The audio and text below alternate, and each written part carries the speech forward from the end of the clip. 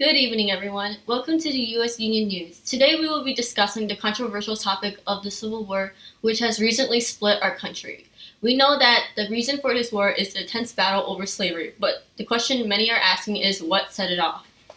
There are several events that have been associated with starting the Civil War, such as Uncle Tom's Cabin, the Compromise of 1850, John Brown's Raid, and the election of 1860.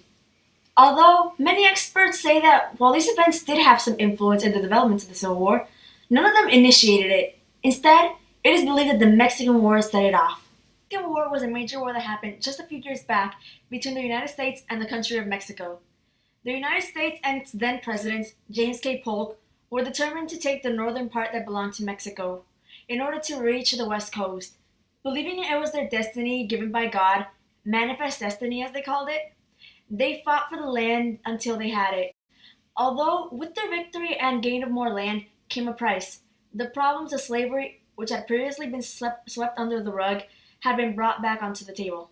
Previously, talking about slavery in politics became so serious that a gag rule was passed in order to prevent it. But when the South acquired more land, the North worried greatly that the South would take advantage of this and attempt to spread slavery into those new territories. Before the acquisition of more land, there was a perfect balance between the free and slave states. The North and the South tried to maintain this balance so that no one would have more power over the other in Congress. When Missouri tried to become a slave state, Maine was made in order to keep that balance as a part of the Missouri Compromise. The Missouri Compromise also brought in the use of the 3630 line, which stated that any state below it would be admitted into the Union as a slave state and any state above it would be a free state. Although when the U.S. acquired part of Mexico's land, California became a problem. California was cut right through the middle by the 3630 line. Because of this, the Compromise of 1850, which is sometimes believed to have set off the Civil War, was made. The compromise stated that California would become a free state and all the other land acquired from Mexico would be decided by popular sovereignty. Popular sovereignty stated that the people living in a state would get to decide whether they wanted their state to be a free or a slave state. The reason why the Compromise of 1850 did not trigger the Civil War is because it was made to address the effects of the Mexican War. Another event that is also believed to have started the Civil War is the Kansas-Nebraska Act. This act stated that Kansas and Nebraska would become states and would get to decide whether they wanted to be a free or a slave state by popular sovereignty. While it did bring about many problems, such as violence by abolitionists and pro-slavery people to convince the people of those states, such as Kansas, to vote for their side, it did not cause a civil war. This is because the problems of the Kansas-Nebraska Act were caused by the fighting over slavery, which was brought up thanks to the Mexican War. Before the Mexican War, there was a balance between free and slave states, but after the war, the 3630 line was removed and popular sovereignty was brought in to try and fix the issues caused by the war. If it had still been in place, Kansas and Nebraska would have to be free states. This shows that the Mexican War was the main event that started the Civil War, and most of the other events were just effects of the war. While some of these events may have not been a direct effect of the Mexican War, such as Uncle Tom's Cabin and the Dred Scott decision, they did not start the war because all they did was make the already existing situation even worse. The Dred Scott decision only made the problem worse because in this case, Dred Scott, who was a slave, moved from the south to the north with his slave owner. He believed that since he was in a free state, he should be set free. Thus, he tried to become free by taking this case to Congress.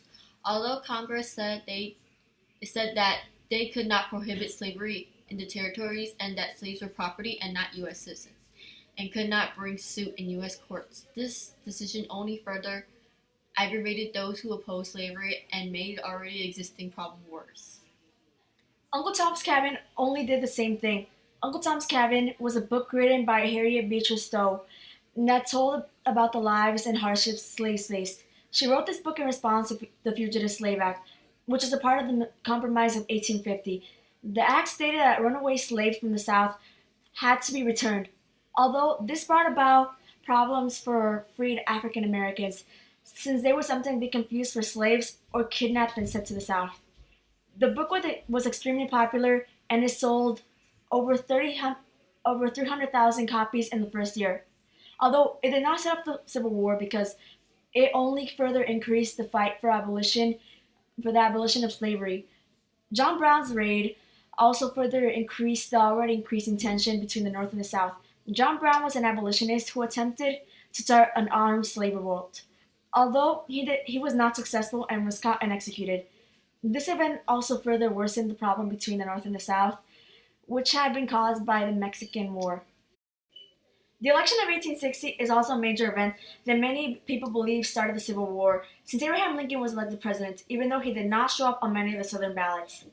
Also, after he was elected president, 7 Southern states left the Union to form the Confederacy. Although the election of 1860 did not cause a civil war, because it only made the already ticking time bomb explode. It only added to the problems that had begun with the Mexican War. The Mexican War was the main cause of the Civil War. It set off a domino effect of multiple problems, like the ones mentioned above, that only made the problem even worse.